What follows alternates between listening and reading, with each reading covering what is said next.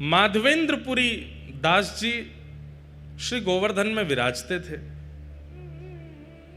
और कहते हैं तब की चर्चा है जब श्रीनाथ जी प्रकट नहीं हुए थे। सद्दू पानी की गैया जाकर के चारों थनों से दुग्ध प्रवाह करती थी जिस स्थान पर, वहां से श्रीनाथ जी प्रकट हुए। कथा हमने अनेक बार सुनाई है। लेकिन उससे पूर्व श्री गिरिराज जी की तलहटी में माधवेंद्रपुरी बाबा भजन करते थे। बहुत ध्यान से सुनिए सब लोग, इधर देखो।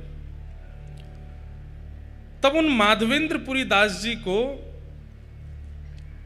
एक छोटे से गोपाल जी, एक छोटे से ब्रजवासी बालक को रूप धारण करके आते और आकर के उनके सामने बैठ के दर्शन लाभ लेते। तब माधवेंद्रपुरी दास जी उनको बता दिया ठाकुर जी ने कि मैं ही परमात्मा हूं, मैं भगवान हूं, यहां लाला बन करके आनंद कर रहा हूं। तब एक दिन माधवेंद्रपुरी दास जी ने पूछा कि आपके श्याम वर्ण अंग पर हमें कभी कभी ऐसा अनुभव होता है कि अत्यंत प्रश्वेत, बहुत पसीना आपको आता है, और कोई कोई आपके अंग में जैसे छोटे छोटे छोटे छोटे कुछ ऐसे चिन्ह दिखाई देते हैं, ऐसा लगता है कि आप श्रमित हो गए हो। तो श्रीनाथ जी बोले, मैं यहां गिरिराज पर्वत में विराजूं भीतर, दोपहरिया में बहुत जोर से धूप पड़े और वह धूप के कारण मुझको बहुत जोर से गर्मी लगे, मेरे सर्वांगीण अंग में बड़ी उष्णता है जाए, कहीं कहीं छाले पड़ जाएं, मैं जोर से जल जाऊं। वैसे तो मुझको दूध को अभिषेक किया जाए, मुझको दूध पिवायो जाए, मुझको 56 भोग परवाए जाए, पंचामृत अभिषेक ते मेरो आनंद कियो जाए, पर वासे नैका देर के काजे तो सुख मिले, लेकिन फिरते ये पीड़ा हेन लग जाए। माधवेंद्रपुरी दास जी बोले, तो भगवान आज्ञा करो, आपकी ये पीड़ा हमेशा के लिए दूर कैसे होगी? बोले कि बढ़िया वारो कपूर और चंदन में घिस करके केसर मिश्रित करके जब चंदन तैयार करके मेरे श्री अंग पे लगाए जाएगो, तब मुझे कुछ सुख मिलेगो। तो माधवेंद्रपुरी दास जी बोले, तो मैं चंदन तैयार कर देता हूं। बोले कि ना, ऐसा वैसा चंदन नहीं, अब लगाओ तो फिर बढ़िया वारो लगाओ। तो बोले बढ़िया वारो चंदन कहाँ मिलेगा वो बताओ। बोले सबसे बढ़िया कपूर मिले चक्र तीर्थ में, जगन्नाथपुरी, और सबसे बढ़िया मलय चंदन, मलियागिरी चंदन भी कहाँ मिले? बोले जगन्नाथपुरी में। और बोले वहां मेरो एक स्वरूप है, वह स्वरूप को रोज चंदन लागी हुए, रोज चंदन लगाए हो जाए। आप तो वहीं जाओ और वहां से चंदन लेकर के आओ और आकर के मेरे श्री अंग पे लगाओ, तब मुझको सुख मिलेगा। तब माधवेंद्रपुरी दास जी श्रीनाथ जी की आज्ञा प्राप्त करके निकले हैं नीलाचल धाम के लिए,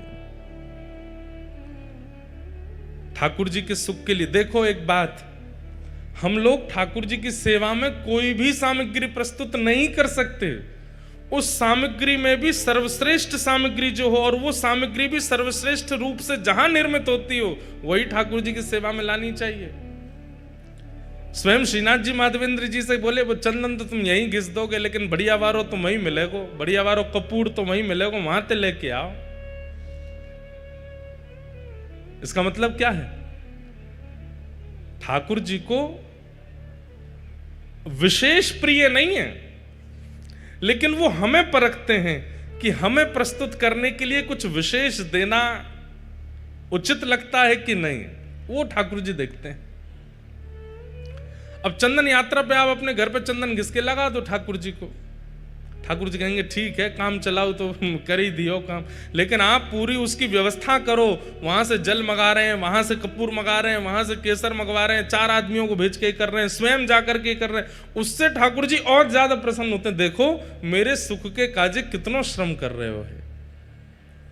हमारे गिरधर लाल जी की स्नान यात्रा पर स्नान होता है। अब स्नान यात्रा, स्नान कराना है, टोंटी का जल भरो, करा दो स्नान, उसमें थोड़ा केसर आदि डाल दो, करा दो स्नान। नहीं, हम हमारे सब वैष्णव, सब हमारे जितने मित्र परिकर हैं, जितने हमारे पंडित जी, सबके साथ अवसर होगा, कथा नहीं है तो स्वयं जाएंगे। कहाँ? उत्तराखंड। उत्तराखंड में श्री यमुना जी सबसे पहले पृथ्वी पर जहां आती हैं, उस स्थान का नाम है कटा पत्थर। कटा पत्थर में जाएंगे उत्तराखंड में, वहां से स्नान करके विधि पूर्वक प्रत्येक कलश का पूजन करेंगे। कलश का पूजन करके फिर वहां से शुद्ध यमुना जी का जल, क्रिस्टल वाटर, बिल्कुल दिख जाए नीचे तक महाराज, वहां से यमुना जी लाएंगे। और फिर उन यमुना जी को वृंदावन ला करके फिर वृंदावन में जो यमुना जी हैं उनको बढ़िया क्योंकि वृंदावन में यमुना जी तो पूरी सब अपवित्र कर दी लोगों ने, तो 2-4 कपड़े की परत लगा के उन यमुना जी को भरेंगे। फिर वो यमुना जल कटा पत्थर वाले जल में थोड़ा थोड़ा मिला देंगे, तो फिर भाव हो जाएगा यमुना तट का, वृंदावन तट का यमुना जल। फिर उससे ठाकुर जी को स्नान कराते हैं, रात भर मटकों में भर के रखते हैं, ठंडा बिल्कुल शीतल जल हो जाता है। फिर उन जलों में किसी में पुष्प, किसी में सुगंधी, किसी में अष्टगंधा, किसी में कुछ, सब मिला करके फिर ठाकुर जी को स्नान कराते हैं। अब स्नान ही तो कराना है, करा दो ऐसे ही नहीं। मैंने एक बात कथा में कही है कि भक्ति में ठाकुर जी प्रस्तुतिकरण देखते हैं कि आपकी प्रस्तुति कैसी है। उठाए कर दिया, उठाए भोग लगा दिया, थाली में लाए सामने धर दिया कर, ठाकुर जी भी ऐसे फिर पाते नहीं है, बोले कि बेमनते तू करे, मैं काहे को पावे आऊं। लेकिन जब ठाकुर जी देखते हैं कि बड़े प्रयास करता है, बड़ा श्रम करता है, बड़ा परिश्रम करता है, मनोबुद्धि लगन से लगता है, ठाकुर जी आते हैं स्वीकार करने। इसलिए कभी भी उत्सव कीजिए, उस उत्सव को काम चलाओ मत कीजिए, या तो करिए मत, और करो तो फिर उसमें इतना लगन से करो, इतनी विशेषता प्रकट कर दो। आप कहेंगे महाराज जी आपने जितने क्रम बताए वो तो धनवानों के हैं, धनवान ही कर सकते हैं ये सब, और जिन पर धन नहीं हो वो क्या करें। भाई कर्मा भाई कोई धनवान तो नहीं है, हमारे सद्दू पाणे कोई धनवान तो नहीं है, धन्ना जाट धनवान तो नहीं है, पर वो धनवान ना होते हुए भी ऐसी क्रिया प्रस्तुत करते हैं कि वह क्रिया में धनवान से भी ज्यादा लगन का दर्शन होता है। वो ठाकुर जी आते हैं स्वीकार करने। धन्ना जाट की कथा में हम लोग सुनते हैं कि उनको सामान्य पत्थर शालिग्राम भगवान के रूप में एक संत दे गए, तो धन्ना जी रोज अपनी मां से कहते, मैया मुझे चंदन दिलवा दो, मुझे रोली दिलवा दो, मुझे इत्र दिलवा दो, ठाकुर जी की सेवा करनी है। मां मना करती, नहीं दिलवाती। तो फिर धन्ना जी ने क्या किया, बाहर गए और रोली जैसे दिखने वाले पत्थर लेकर के आए, उनको बढ़िया घिसते हैं, और घिसते घिसते लाल रोली बन जाती है। फिर ठाकुर जी के सामने जाके भावना कर देते हैं, ठाकुर जी मुझ पर धन तो इतना नहीं है कि मैं रोली लाऊं, चंदन लाऊं, इसलिए ये रोली जैसा ही रंग है इसका, आप इसको स्वीकार करो। और प्रेम से लेकर के जब पधराते, ठाकुर जी प्रसन्न होते उनके भाव से। भावना में तो व्यस्त है ना, भले ही धन का व्यय ना करता हो। तो माधवेंद्रपुरी दास जी को श्रीनाथ जी ने आज्ञा की कि आप जगन्नाथपुरी जाओ, वहां से कपूर चंदन लेकर के आओ, वो घिस करके लगाओगे तब मुझे सुख मिलेगा। माधवेंद्रपुरी दास जी निकल पड़े, चलते चलते बालासुर पहुंचे, वहीं पर खीर चोरा गोपीनाथ, इनका पहले नाम केवल गोपीनाथ ही था, खीर चोरा तो माधवेंद्रपुरी दास जी के आने के बाद पड़ गया। पहले इनका नाम केवल, और खीर भी नहीं, उनको बोलते क्षीर चोरा। दूध को क्षीर कहा जाता है, इसलिए भगवान किस में विराजते हैं, क्षीर सागर। तो खीर चोरा तो हम उत्तर भारतीय कहने लग गए हैं, लेकिन वास्तव में वहां पर अधोटे दूध का भोग लगता है ठाकुर जी को, और उसमें थोड़ी बहुत कुछ सामग्री मिलाई जाती है, इसलिए वो क्षीर चोरा गोपीनाथ। पहले उनका नाम केवल गोपीनाथ ही था, वो क्षीर चोरा। तो और ये गोपीनाथ जी बालासुर में जो विराजमान, जिसको अवसर मिले, समय मिले, 3-4 घंटे का रास्ता होगा शायद यहां से, हुआ ना वहां दर्शन करे आना। हमने आज तक दर्शन नहीं किए, पर हमने क्षीर चोरा गोपीनाथ जी कथा खूब सुनाई है, चित्र में दर्शन किए हैं, वहां का प्रसाद भी पाया है, पर दर्शन का अवसर अभी तक नहीं मिला। ये गोपीनाथ जी, क्षीर चोरा गोपीनाथ, ये गोपीनाथ जी सामान्य नहीं है, ये गोपीनाथ जी का स्वरूप स्वयं श्री राम जी के द्वारा निर्मित किया गया है, ये क्षीर चोरा गोपीनाथ। कैसे? जब प्रभु श्री राम वनवास कर रहे थे, तो कभी कभी लक्ष्मण जी को ज्ञान उपदेश करते थे, सीता जी से बैठ करके कुछ मधुर चर्चाएं करते थे। तो सीता जी बीच बीच में कभी कभी राम जी से बोलती, सब लोग इधर देखो, ध्यान से सुनो।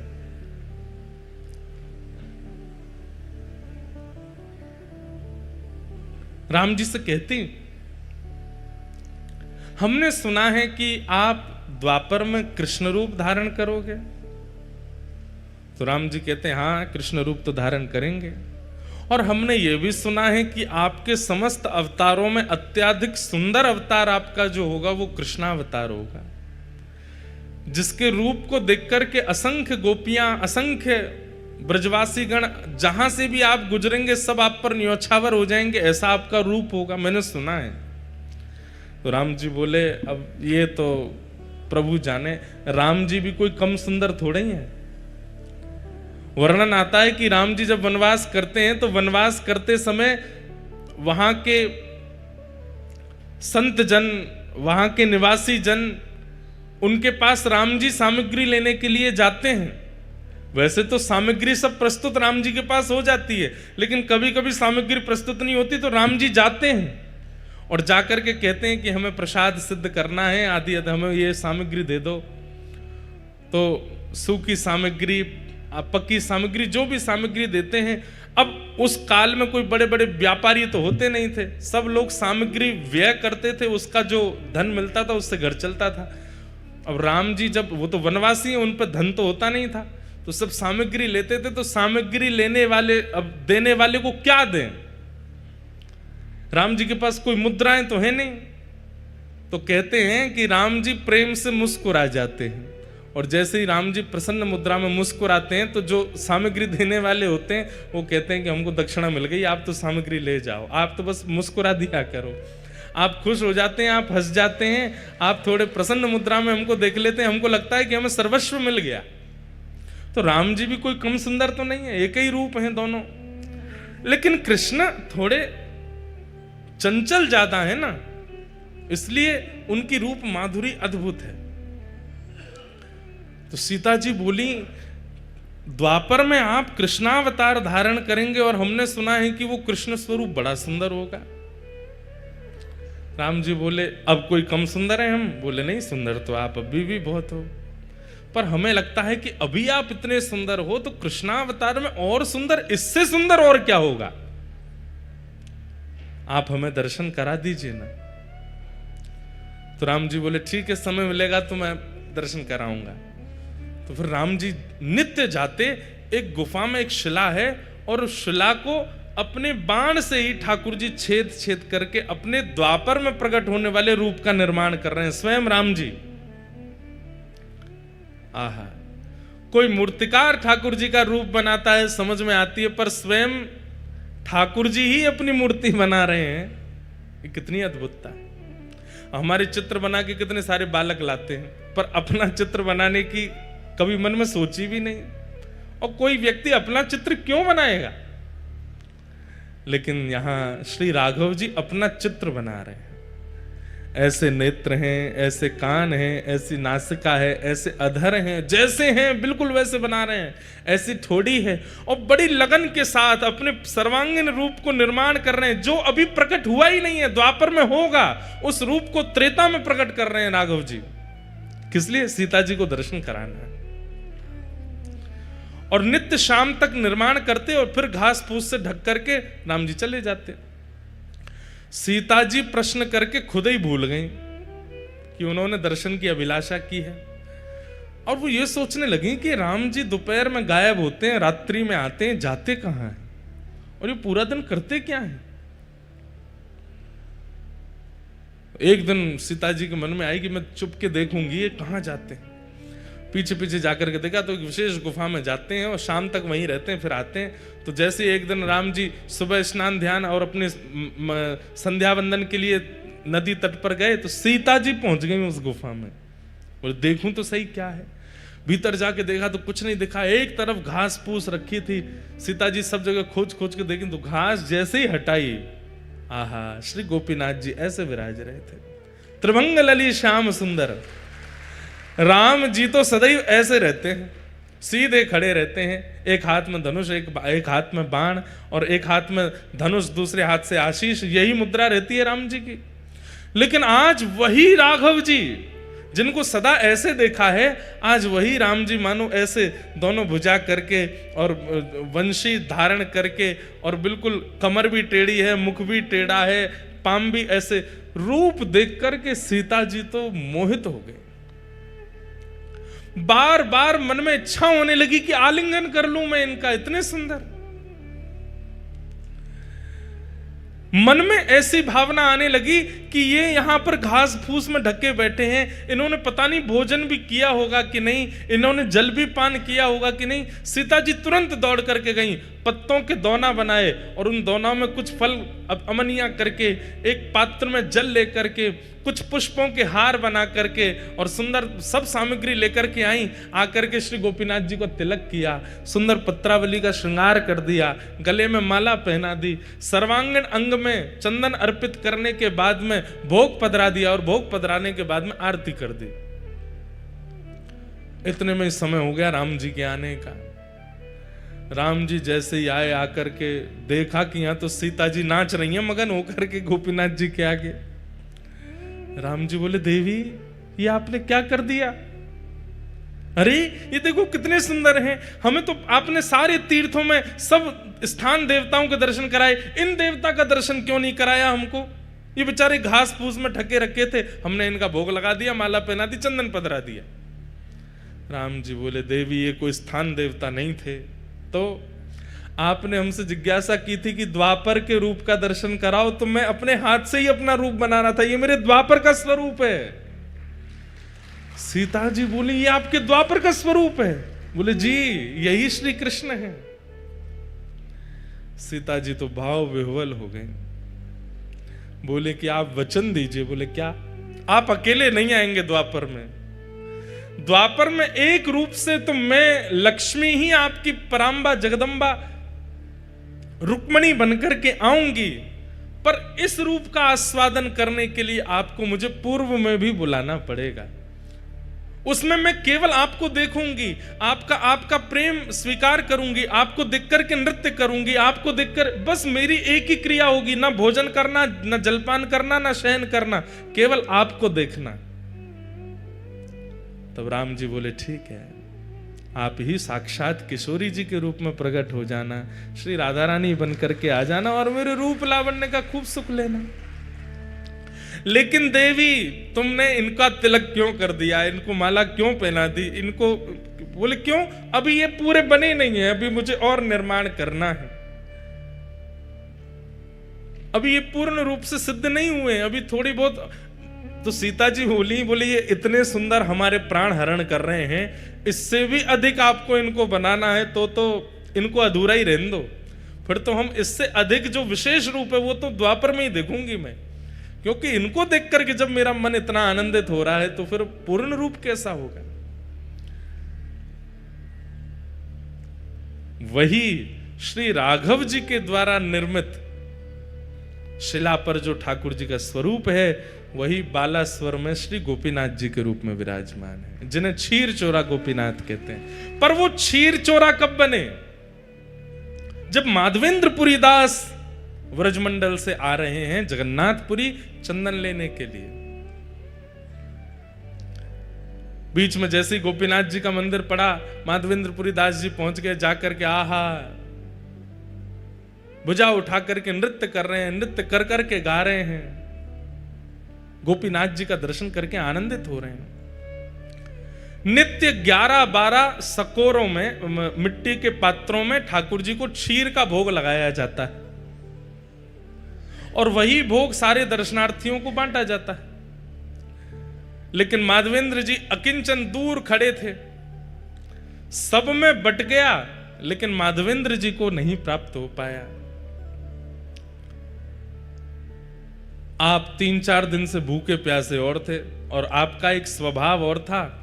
माधवेंद्र संतों के भी अपने अपने स्वभाव होते हैं, जैसे कई संतों का नियम होता है, हमारे वृंदावन में आज भी हैं, जो भिक्षा याटन करते हैं, जो मधुकरी मांगने के लिए जाते हैं, उनका समय है, वो इतनी देर ही आपके द्वार पर रहेंगे, ना तो आपको बुलाएंगे ना डोरबेल बजाएंगे, बस आपके द्वार पर खड़े होकर मंजीरा लेकर के कीर्तन करेंगे।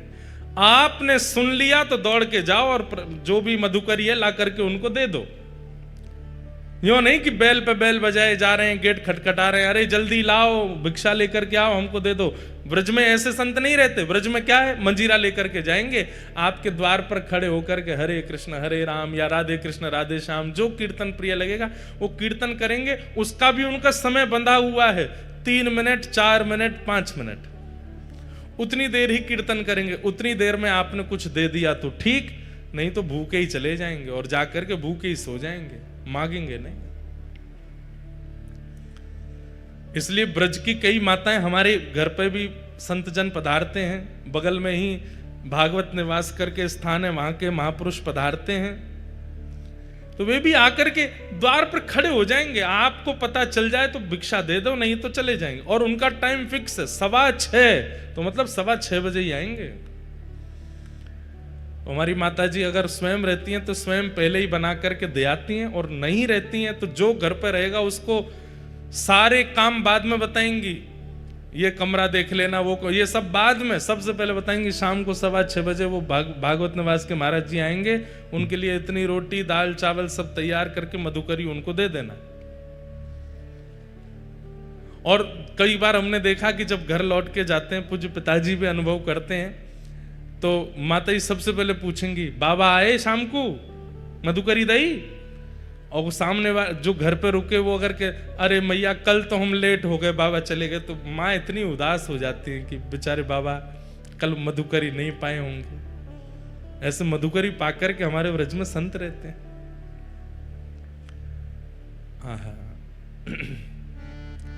श्री माधवेंद्रपुरी दास जी, उनका नियम है कि वो अयाचक हैं, भूख लगेगी प्यास लगेगी लेकिन मांगेंगे नहीं, कोई स्वयं दे जाए तो छोड़ेंगे नहीं तो पालेंगे। और वही माधवेंद्रपुरी दास जी भूखे तो थे लेकिन गोपीनाथ जी का दर्शन करके नृत्य कर रहे थे, पुजारी जी सबको बांट रहे थे, लेकिन माधवेंद्रपुरी दास जी पीछे खड़े तब तक पहुंचे तो सारा भोग बट गया, उनको नहीं मिला। प्रणाम करके दंडवत करके नृत्य करते हुए दूर बाहर जाकर के एक वृक्ष के नीचे माधवेंद्रपुरी दास जी बैठ गए। बंधुओं, हम लोगों से अपराध गलती हो जाती है, पर ठाकुर जी शब्द याद रखते हैं। अर्धरात्रि में ही श्री गोपीनाथ जी ने दर्शन दिए, किसको? पुजारी जी को। और पुजारी जी के स्वप्न में जाकर के बोले सुनो, बोले हाँ, आज इतने सारे रसिक जन दर्शन करने के लिए आए, सबको तुमने हमारी क्षीर प्रसादी बांट दी, पर पीछे एक ब्रजमंडल के माधवेंद्रपुरी दास जी खड़े थे, उनको तुमने कुछ नहीं दिया। पुजारी जी बोले जय जय, अपराध हो गया, हमसे गलती हो गई, हमको याद नहीं रहा, अब तो कल क्षीर बनेगी, रात्रि में भोग लगेगा तब दे दूंगा। अरे बावड़े, वो 5 दिन के भूखे हैं और कल और उनको भूखा रखोगे और रात्रि में जाके क्षीर को भोग दोगे, इतनी प्रतीक्षा वो कैसे करेंगे? तो प्रभु आप ही बताओ क्या करें फिर? दोपहर में राजभोग का प्रसाद दे देंगे, मंगला भोग का बोले वो सब नहीं, जो हमारे क्षीर भोग प्रसाद में सुख है वो राजभोग और मंगला में नहीं है, वही देना था उनको। पुजारी जी कान पकड़ने लगे, बोले आज तो अपराध हो गया, क्षमा करो। ठाकुर जी बोले नहीं, अभी उठो, स्नान करो, मंदिर खोलो और भीतर जाओ, वहां से क्षीर भोग लाओ। बोले क्षीर भोग तो सबरो बट गयो, कुछ बचा ही नहीं है, कहां से लाऊं? बोले मंदिर में आके देखो तो सही, एक पात्र रखा है। स्नान ध्यान करके मंदिर में जा करके देखा तो महाराज वहां पे कोई पात्र दिखा नहीं। पुनः नेत्र बंद करके ठाकुर जी से कहे कहां है पात्र, आज्ञा तो करो। बोले हमको पता था कि तुम सब में बांट दोगे, माधवेंद्र जी को छोड़ दोगे, इसलिए हमने पहले ही एक सकोरा उठा के अपनी जेब में रख लिया है, हमारी जेब टटोलो। जैसे ही पुजारी जी ने ठाकुर जी की जेब देखी तो एक जेब में सकोरा धरा था खीर का। निकालते ही पुजारी जी के नेत्र सचल हो गए। बोले आप गोपीनाथ नहीं हो, आप चित चोरा गोपीनाथ नहीं हो, आप माखन चोरा गोपीनाथ नहीं हो, आप तो क्षीर चोरा गोपीनाथ हो। अपने भक्त को देने के लिए चोरी करते हो। ठाकुर जी बोले अब विलंब नहीं करो, मेरा पेट मेरे सामने भोग पधराने से नहीं भरता है। मेरे सामने पधराई हुई वस्तु जब मेरे भक्तों को पवाई जाती है तब मुझे शांति मिलती है, तब मुझे आनंद मिलता है। जब तक माधवेंद्र जी को प्रसाद नहीं मिलेगा मुझे नींद नहीं आएगी। जल्दी जाओ पवा दो। पुजारी जी दौड़े गए। रात्रि के 2-3 बजे होंगे, तब घड़ी तो नहीं थी पर अर्धरात्रि हो रही थी और माधवेंद्र जी नेत्रों से अश्रु प्रवाह एक वृक्ष के नीचे बैठे। पुजारी जी दौड़ करके गए और जाकर के कहा, माधवेंद्रपुरी दास आप ही हैं क्या? माधवेंद्र जी बोले, आपको हमारा नाम कैसे पता? बोले, भैया किसी का परिचय सेठ कराते हैं, किसी का परिचय नगरवासी कराते हैं, पर आपका परिचय तो स्वयं श्री गोपीनाथ जी ने दिया है, स्वयं ठाकुर जी ने आपका नाम बताया है। माधवेंद्र जी बोले, वो मेरा नाम जानते हैं? बोले, जी उन्होंने ही आपका नाम बताया। और आपको खीर भोग नहीं मिला था आज? बोले, नहीं मिल पाया था, आपने सब में बांट दिया, हम तक पहुंच ही नहीं पाए। बोले, लो ठाकुर जी ने आपके लिए खीर, और पूरी वृत्तांत बताया कि ठाकुर जी ने अपनी जेब में छुपा करके रखी आपको देने के लिए। आहा, माधवेंद्रपुरी दास जी तो वहीं नृत्य करने लगे, रुदन करने लगे, अश्रुपात होने लगा नेत्रों से। हाँ गोपीनाथ, प्राण गोपीनाथ, जीवन गोपीनाथ कहकर के रोने लगे। खीर भोग पाया। और ये कथा जब प्रातःकाल होती पूरे नगर में प्रसिद्ध हुई, नगर के बाद प्रांत में प्रसिद्ध हुई और पूरे भारत में प्रसिद्धि हो गई और ठाकुर जी का नाम बदल गया, खीर चोरा गोपीनाथ। उससे पहले त्रेता से लेकर के द्वापर तक वे केवल गोपीनाथ थे, लेकिन माधवेंद्रपुरी दास जी के आते उनका नाम क्षीर चोरा गोपीनाथ पड़ गया। बोलो क्षीर चोरा गोपीनाथ की। ऐसे प्यारे हैं प्यारे ठाकुर जी। ब्रजवासिन के मधुकरी पाम। जब मधुकरी का भाव बता रहे थे तो ये भाव मन में आ रहा था, तो मन में आया कि शायद जगन्नाथ जी कह रहे हैं कि ये भाव गाओ। वृंदावन में 3 काम प्रधान हैं, आओ मेरे साथ गाओ। किशोरी जी से प्रार्थना करो। राधिका रानी जी, वृषभानु दुलारी जी, राधिका रानी जी, वृषभानु दुलारी जी। ओ राधिका रानी जी, वृषभानु दुलारी जी, राधिका रानी जी, वृषभानु दुलारी जी। ओ सुन लो अरज हमारी हमारी, रहूं ब्रज रज को पासे पासे। भाव से गाओ, करताल बजा के गाओ। हे उपासे रहूं ब्रज रज को पासे उपासे।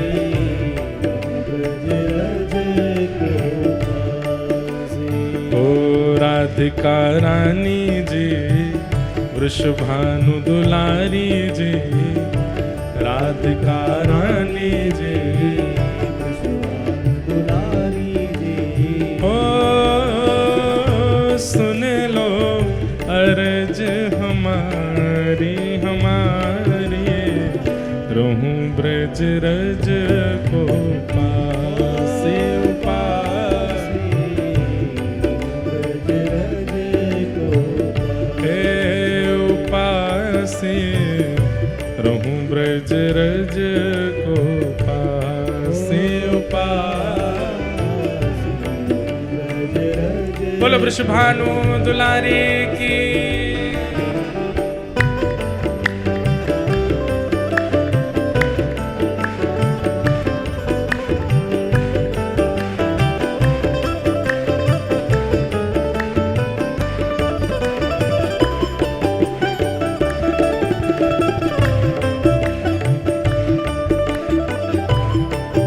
श्री जगन्नाथ महाप्रभु की।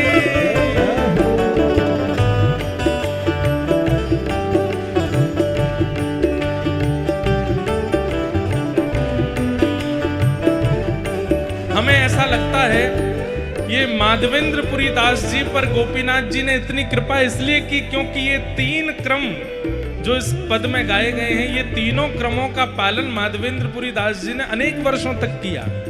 पहला क्रम, मंगला उठ यमुना तट जाऊं, मंगला उठ यमुना तट जाऊं, मंगला उठ यमुना तट जाऊं, मंगला उठ यमुना तट जाऊं, प्यारे राधा वल्लभ की झांकी पाऊं, प्यारे राधा वल्लभ की झांकी, ओ प्यारे राधा वल्लभ की झांकी पाऊं, प्यारे राधा वल्लभ की झांकी पाऊं। कृपा अभिलाषी जी राधिका रानी जी, कृपा अभिलाषी जी राधिका रानी जी, ओ सुन लो अर्ज हमारी हमारी, रहूं ब्रज रज को पासे उपासे, ब्रज रज को उपासे, रहूं ब्रज रज को पासे उपासे, ब्रज रज को। ओ राधिका रानी जी वृषभानु दुलारी जी, राधिका रानी जी वृषभानु दुलारी जी, ओ कीरत सुत प्यारी जी बरसाने वारी जी, कीरत सुत प्यारी जी बरसाने वारी जी, ओ सुन लो अर्ज हमारी हमारी, रहूं ब्रज रज को पासे, ब्रज रज को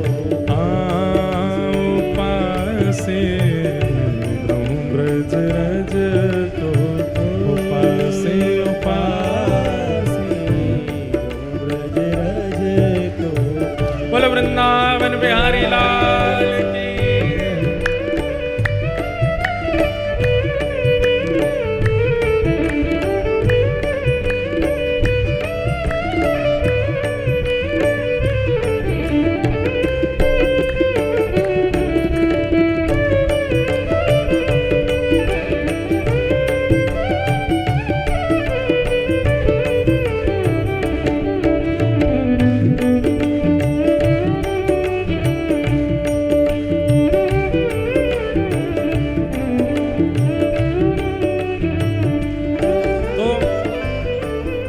पहला नियम है मंगला में उठिए, उठ करके यमुना जी जाइए।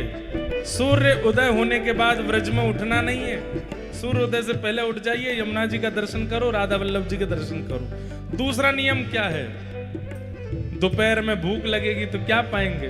ब्रजवासिन के मधुकरी पाऊं, ब्रजवासिन के मधुकरी पाऊं, ओ ब्रजवासिन के मधुकरी पाऊं, ब्रजवासिन के मधुकरी पाऊं, प्यारे राधा रमण संग नैन मिलाऊं, राधा रमण संग नैन मिलाऊं, ओ प्यारे राधा रमण संग नैन मिलाऊं, प्यारे राधा रमण संग नैन मिलाऊं। अति भोली भारी जी वृषभानु दुलारी जी, अति भोली भारी जी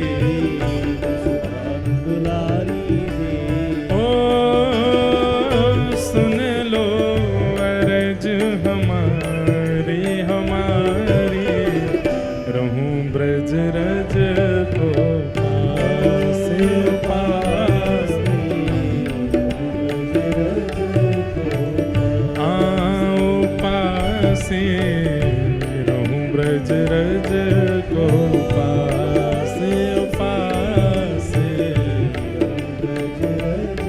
गाओ करताल बजा के, ओ राधिका रानी जी, वृषभानु दुलारी जी, राधिका रानी जी, वृषभानु दुलारी जी।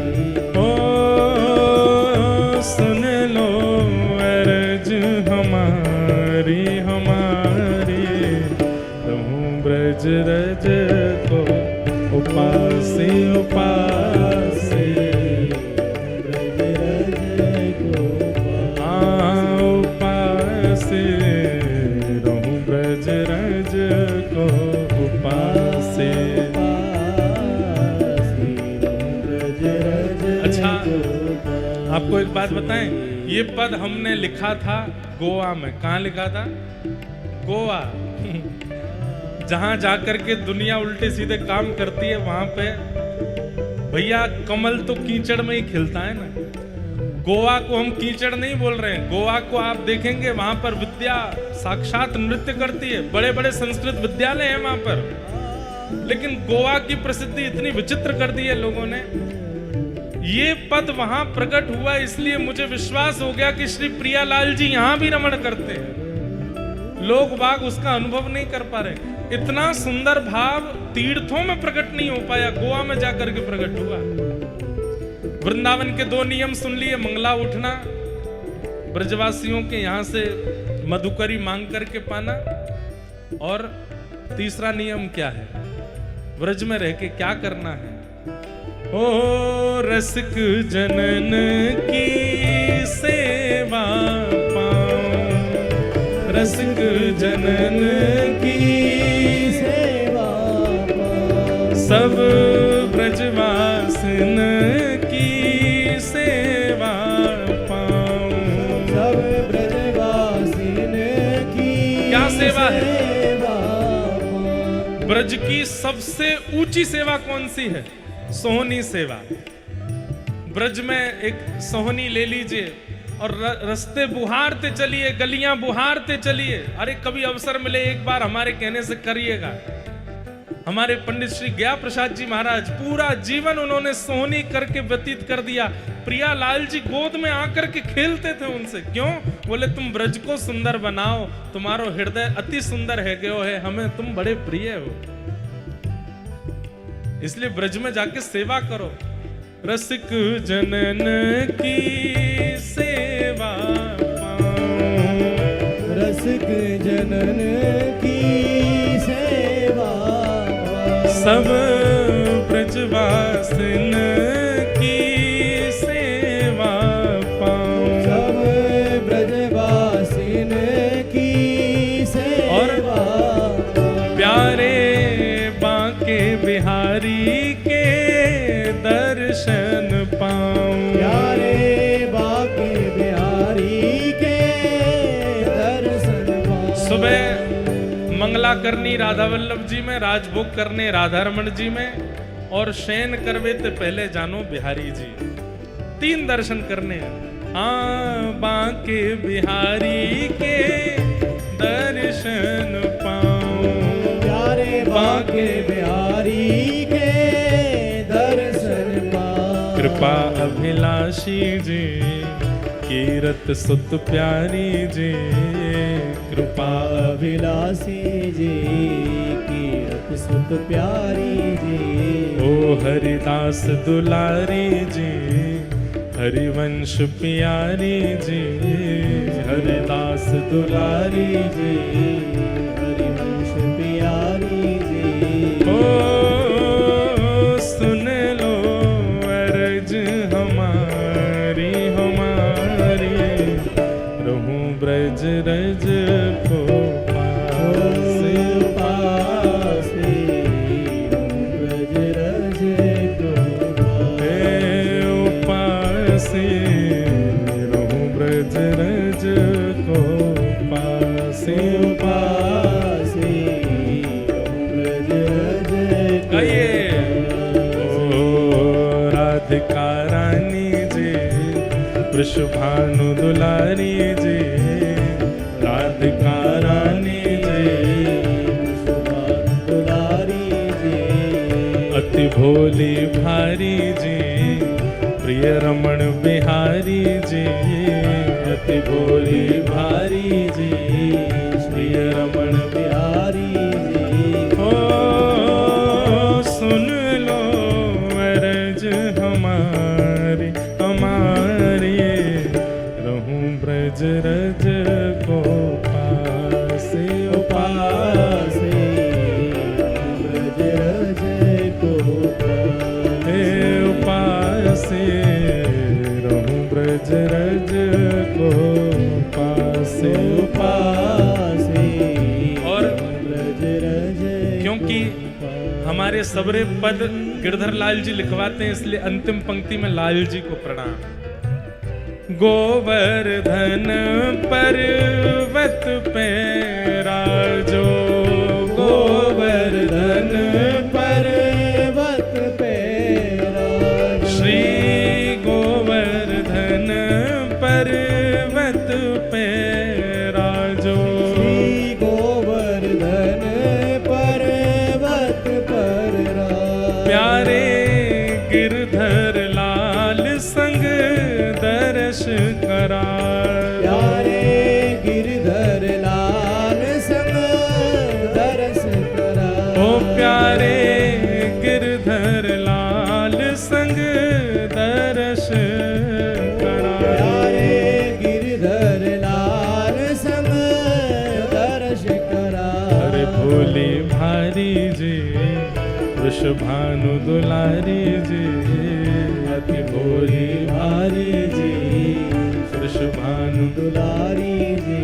ओ सुन लो अरज हमारी हमारी, रहूं ब्रज रज को पासे पासे, ब्रज रज को हाँ उपासे, रहूं ब्रज रज को पासे पासे, ब्रज रज को। मन भूल मत जइयो राधा रानी के चरण, मन भूल मत जइयो राधा रानी के चरण, मन भूल मत जइयो श्यामा प्यारी के चरण, भूल मत जइयो श्यामा प्यारी के चरण। ओ राधा रानी के चरण, महारानी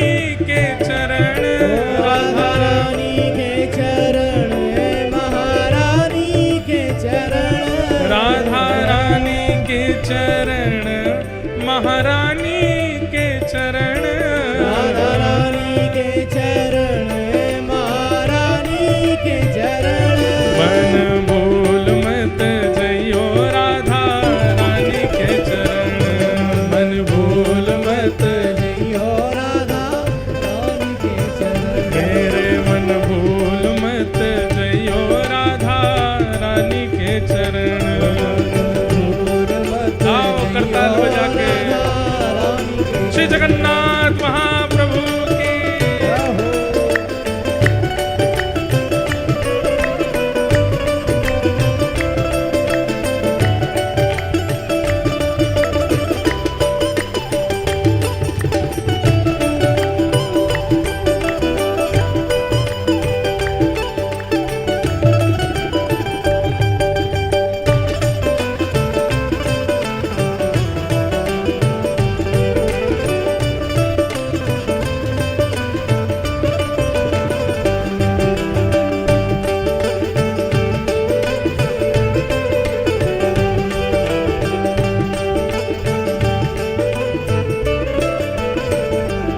वृषभानु की किशोरी सुन गैया हूते भोरी, वृषभानु की किशोरी सुन गैया हूते भोरी, वृषभानु की किशोरी सुन गैया हूते भोरी, वृषभानु की किशोरी सुन गैया हूते आज भोरी।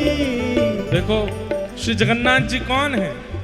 ब्रजवासी और किशोरी जी के प्रेम में विगलित हो गए जब ठाकुर जी, तभी तो जगन्नाथ जी बने।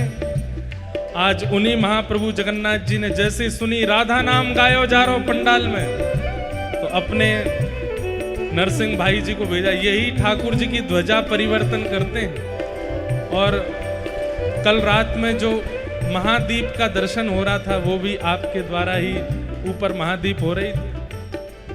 और हमें जगन्नाथ जी की सुंदर सुंदर चर्चाएं सुनाने वाले सौम्या जी, ठाकुर महाप्रभु जगन्नाथ जी के स्कंद पुराण में या यहाँ के जितने भी महात्मा हैं यही हमको सुनाते हैं। आप दोनों हमारे सखा हैं, पधारे हैं।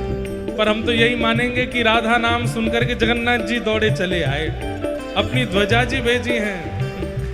वृषभानु की किशोरी सुनी गैया हूते भोरी, वृषभानु की किशोरी सुन गैया हूते भोरी। प्रीत जान के हूँ थोड़ी तो है राखेगी शरण, प्रीत जान के हूँ थोड़ी तो है राखेगी शरण। मेरे मन भूल मत जइयो राधा रानी के चरण।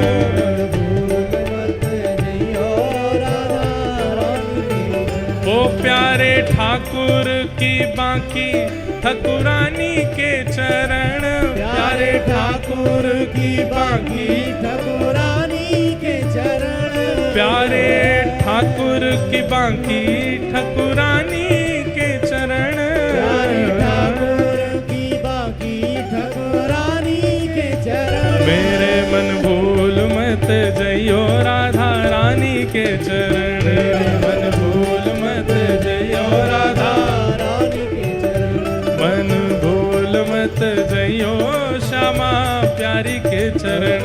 भूल मत जइयो श्यामा प्यारी के चरण। ओ जय राधे राधे, जय राधे राधे, श्री राधे राधे, श्री राधे राधे, जय राधे राधे, जय राधे राधे, श्री राधे राधे, श्री राधे राधे, जगन्नाथ प्यारी, जय राधे राधे, वृषभानु दुलारी, जय राधे राधे, वृंदावन वारी, जय राधे राधे, बरसाने वारी, श्री राधे राधे, गिरधर की प्यारी, जय राधे राधे, श्री गिरधर प्यारी, राधे राधे, बरसाने वारी, राधे राधे, कीरत सुत प्यारी, राधे राधे, वृषभानु दुलारी, राधे राधे, हरिदास प्यारी, राधे राधे, हरिवंश दुलारी, राधे राधे, जय राधे राधे, राधे राधे, श्री राधे राधे, राधे राधे, श्री राधे राधे, राधे राधे, श्री राधे राधे, राधे राधे, श्री राधे राधे, राधे राधे, जय राधे राधे, राधे राधे, श्री राधे राधे, राधे राधे, जय जय राधे राधे, राधे राधे, श्री राधे राधे, राधे राधे, जय जय श्री राम, जय जय श्री राम, जय जय श्री राम।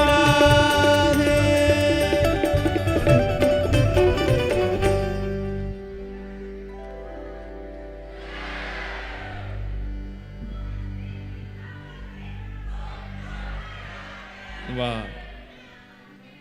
गोवर्धन पर्वत पे राजो, गोवर्धन पर्वत पर राज। प्यारे गिरधर लाल संग दर्श करा दो। प्यारे गिरधर लाल संग दर्श करा दो। इतनी अर्ज हमारी जी सुनो भोरी भारी जी, इतनी अर्ज हमारी जी सुनो भोरी भारी जी। हो सुन लो अर्ज हमारी हमारी, रहूं ब्रज रज को पासे पासे, रहूं ब्रज रज को पासे। तो